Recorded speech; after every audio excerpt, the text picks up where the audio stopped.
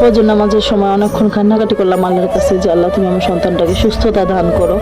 তো নামাজ শেষ করে আমার বাবা আসছে, আমার ভাই আসছে আমাদের বাসা থেকে, আমার বাবার বাড়ির কাছাকাছি। তো ওদেরকে রাতেই ফোন দিয়ে আমি জানাইছিলাম যে আমার মেয়েটার অবস্থা ভালো না।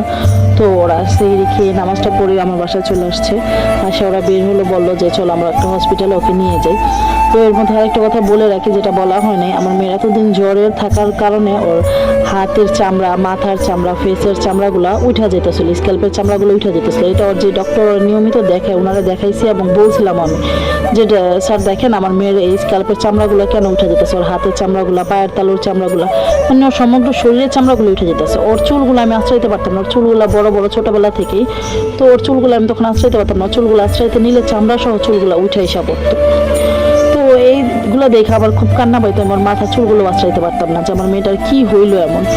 পরে আমরা গেলাম হসপিটালে নিয়ে যাওয়ার পরে তখন 6:30 বেজে গেছে, যারা দেখলাম ডাক্তাররা সব ঘুমাইতেছে। তো বড় ডাক্তার আসবে 10টার দিকে। তো তখন আমরা কিছুক্ষণ ওখানে অপেক্ষা করলাম। অপেক্ষা করার পরে দেখি প্রায় তখন 10টা বেজে গেছে অপেক্ষা করতে করতে মেয়েরে নিয়ে। তো তখন চিন্তা করলাম যে ওর চেম্বারে যে ডক্টর দেখায় নিয়মিত ওই ডক্টরিতে আসবে, তাহলে ওনার কাছে একবার যাইয়া দেখি উনি কি বলে। আর হসপিটালে যে ডিউটি ডাক্তার ছিল উনি বলছিল ওর সম্ভবত ওর বডিতে বড় কোনো ইনফেকশন হয়েছে, এই জন্য এই অবস্থা। তো ওকে পুরো হোল বডি আবার পরীক্ষা করে দেখতে হবে। তো এগুলো ওনার কাছ থেকে শুই না আমি আবার গেলাম ওই যেই ডাক্তার ওকে নিয়মিত দেখাই ওইখানে যাওয়ার পর ওই ডাক্তার ওর অবস্থা দেখে বলল মানে যে উনি পুরো এক প্রকার ভয় পেয়ে গেছে। উনি দেখে বলতেছে যে না আমি ওর চিকিৎসা করতে পারবো না, আপনারা ওকে নিয়ে মাতুয়েল ভর্তি করেন অথবা ঢাকা মেডিকেল নিয়ে যান। তো এটা শুই নেই মানে আমার কলিজে আর পারি না যে আমার মেয়েটার কি হইলো যে ওরা নিয়ে আমার ঢাকা মেডিকেল ভর্তি হইতে। ওর বাবা তো পুরো স্তব্ধ হয়ে গেছে। আমি বারবার ডাক্তারের প্রশ্ন করতেছিলাম তাহলে আপনি এতদিন আমার মেয়ের কি চিকিৎসা দিয়েছেন, আপনি কি করলেন? যেমন বলতেছেন আপনি ওর চিকিৎসা দিতে পারবেন না, তাহলে আমি আমার মেয়ে নিয়ে কোথায় যাবো, কেন আপনি চিকিৎসা দিতে পারতেন না, ওর কী সমস্যা হয়েছে? তখন উনি আমাকে লেখা দিল যে উনি রেফার করে দিচ্ছে ঢাকা মেডিকেল অথবা মাতুয়েল, এবং উনি লেখা দিচ্ছে ওইখানে যে আননোন ডিজিজ, মানে উনি যে ওর কী সমস্যা হয়েছে উনি জাজ করতে পারে নাই, এটা নির্ণয় করতে পারেনি, এই জন্য উনি লিখে দিল।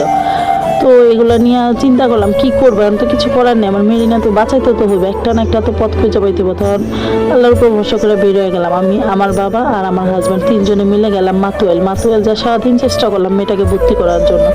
ওরা ভর্তি নিল না, ওনারা ডক্টররা বৈশা গল্প করে কিন্তু আমার মেয়েটারে ভর্তি নিল না।